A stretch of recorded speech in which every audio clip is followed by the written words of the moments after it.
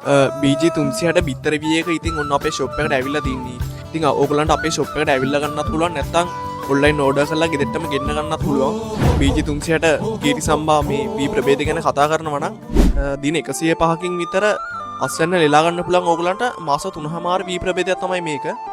ඉතින් යල කන්නේට වඩාත් ගැලපෙන වී වර්ගයක්. හෙක්ටයාරයකට ටොන් 4.54 අස්වැන්නක් ඉතින් නෙලා ගන්න පුළුවන් ඕගලන්ට.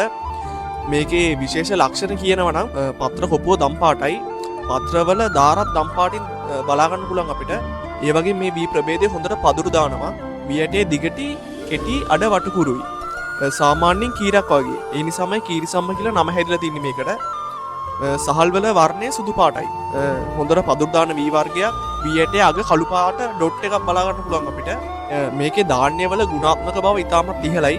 ඉතින් වගා කරන ගොවි මහත්වරුන්ට හොඳ ආදායමක් ලබා දෙන වී ප්‍රභේදයක් විතර පෙන්වන්න පුළුවන් මේ BG 360 කීරි සම්බා වී ප්‍රභේදය.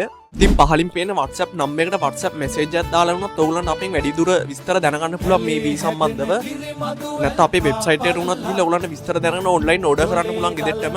ඉතින් ඉස්සරහටත් මේ වගේ වී ප්‍රභේද ගැන වීඩියෝ ගේන්න බලාපොරොත්තු වෙනවා. ඉතින් දිගටම CS Agro අපිත් එක්ක රැඳෙලින්න කියලා ඔයගොල්ලන්ට මතක් කරනවා.